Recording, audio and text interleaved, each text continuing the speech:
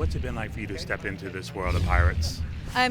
Absolutely eye-opening and incredible. I think, I didn't really know a huge amount about pirates before kind of coming into this job, so I've kind of immersed myself in the history and realised what a rich, source of storylines and amazing facts that people wouldn't necessarily know about pirates.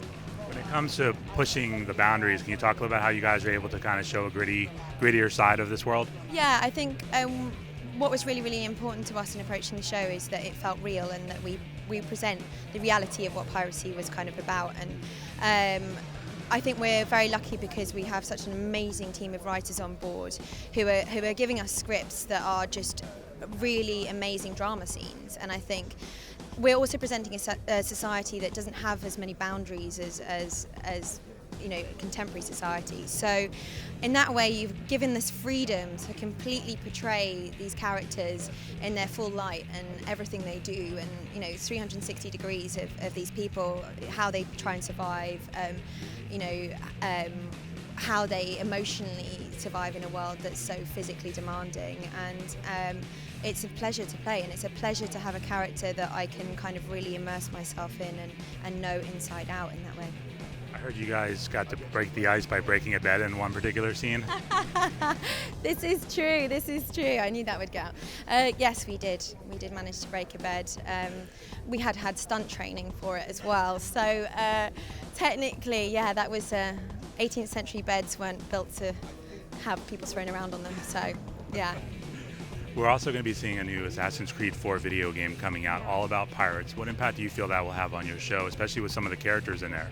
I mean, I personally, because I've never owned a games console, but all I'm hearing is that this is the most amazing format for telling stories now, and I think actually that people who will be immersed in gaming kind of get that absolute drive to kind of explore more stories about piracy. So it's only a brilliant thing, and I think I need to get into it and start learning a bit more about gaming, and because it's such a new format and it's moving so quickly, and I'm sure lots of my friends would be really excited about that. I'd be like, I'm coming around for a gaming night. It'd be great. Well, Spartacus and Da Vinci's Demons both got their own video game. What would a Black Sails video game be if you were in charge? Oh wow, it would be, yeah. I suppose the only game I've ever really played is Grand Theft Auto. So if we could make Grand Theft Auto kind of in the Bahamas with, I think that would be pretty good. I mean, ours is basically a big crime show. So, it's the same kind of, it would be the same format just with, people in wigs and nice costumes. You had that huge set that you worked on too, right? Yeah. Can you talk a little about that? I mean, the set is incredible. The first day I arrived, I was blown away.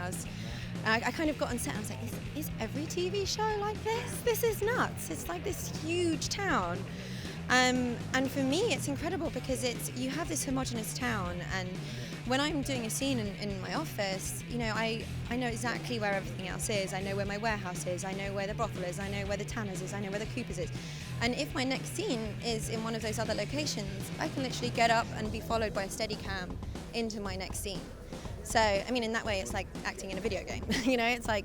It's incredible. It's incredible. And we've had some very epic shots. I mean, things that you would not be able to do on a soundstage. We don't have wild walls. We don't have, everything we have is real. You can knock it, and there's no hollow thing that's going to fall over. It's amazing.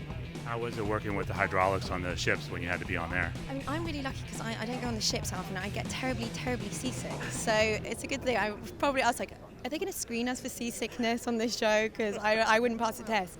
But yeah, I did actually, because I'm not in those scenes, I sneaked on set one day to go and watch a little bit, and I was lucky enough to be present at one of Toby Stevens' big monologue scenes in the first episode, and I have to say, it was absolute hairs on end, even though I was feeling slightly queasy. But yeah, it's incredible, the kind of the rigging, the historical accuracy of what they've made. I think is second to none. We have a lot of consultants on set who are experts in the way in which they used to do that rigging, for example, because no one does it anymore. So it's to have those kind of sources and that information is just such a luxury. It's amazing.